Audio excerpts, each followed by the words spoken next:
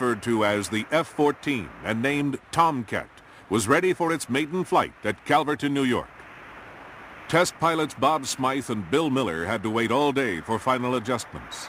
It was only in the late afternoon and with the threat of snow the following day that they finally got aircraft number 1 into the air. The flight only lasted 10 minutes and was generally uneventful.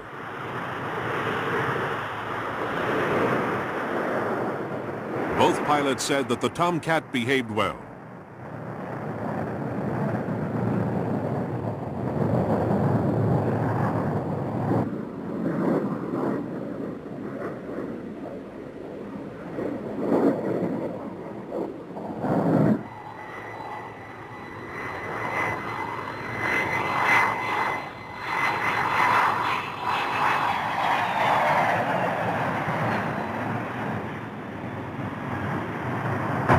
The next day, the weather turned nasty.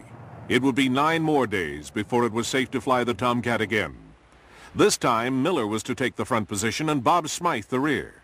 And the flight was to be anything but uneventful.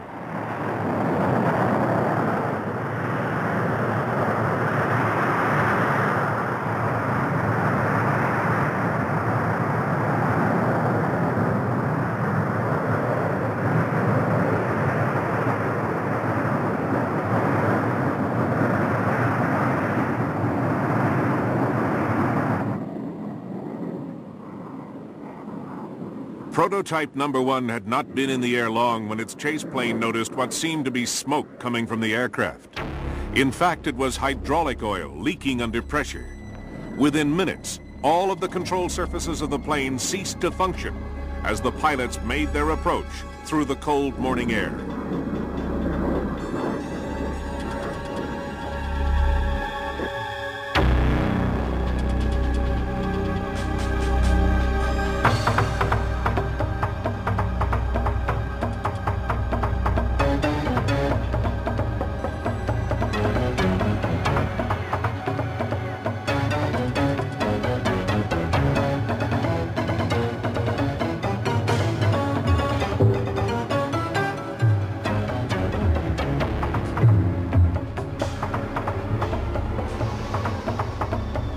A mere 100 feet from the ground, when there was no possible likelihood that the plane would reach the runway, the pilots ejected.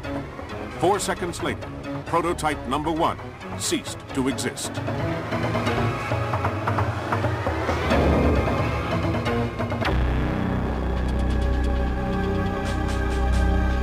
Here is how it looked from the ground camera recording the event.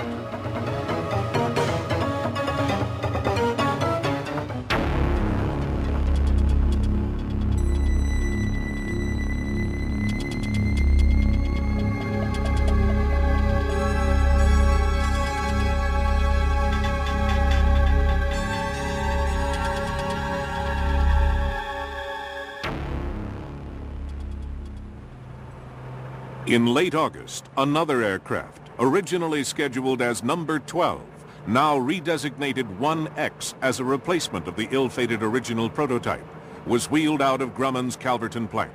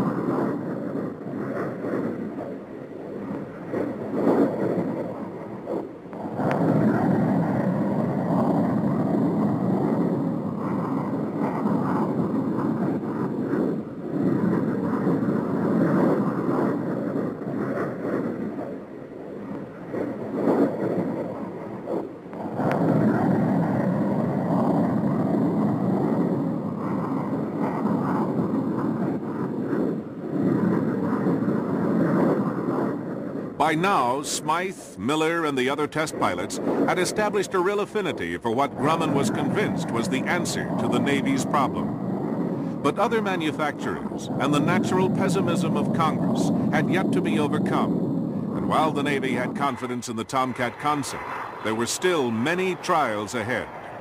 Because at no stage was Model 303 to be a cheap aircraft. The sort of money invested and the commitment necessary were already putting Grumman under considerable pressure.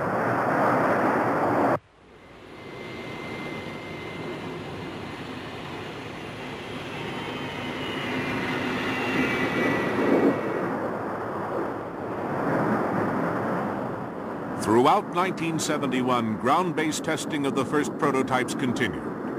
These aircraft were put through severe testing when little was known about how they would react.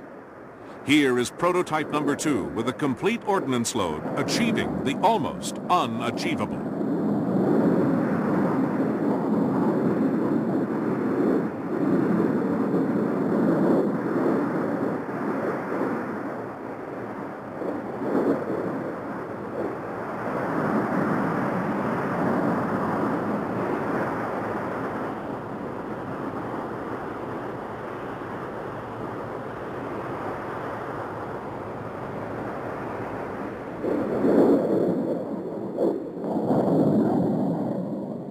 Here it is again, affecting an induced stall.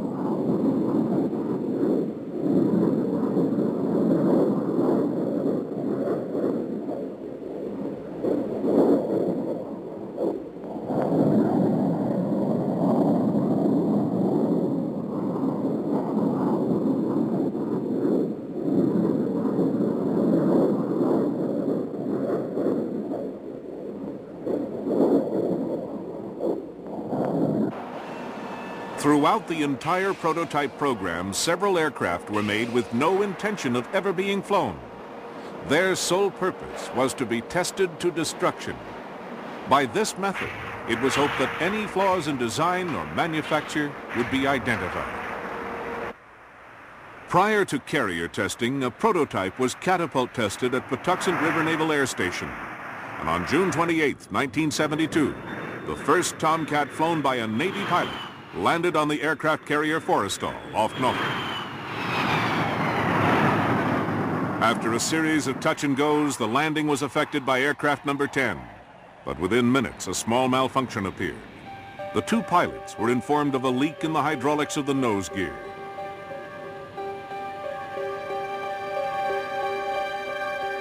On hand as a minor adjustment was made was Bill Miller.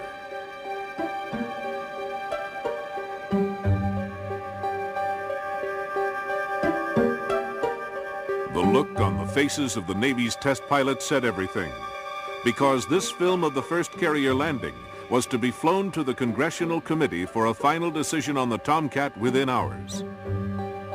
As it happened, the committee gave the project full endorsement, but elation at Grumman was short-lived, because just 24 hours later, Bill Miller's luck ran out. Flying this same aircraft, he made a minor technical oversight. By late 1972, full-scale production of the F-14 was in progress. The Tomcat was no longer a prototype. It was now the Navy's fighter of the future.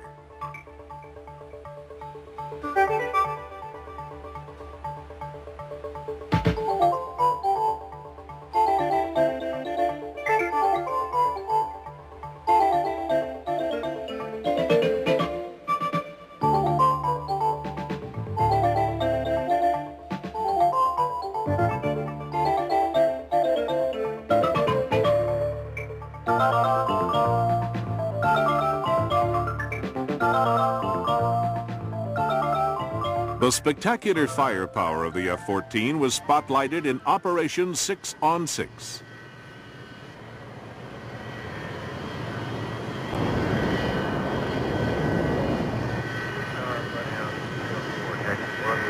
Storming area. Up number 1284, 1.5 en route. Alternate will be China Lake 0+20. 204, taxi runway 21. Local altimeter 3004. Time 1440 straight up.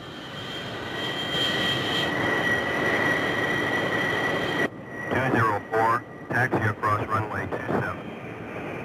Roger.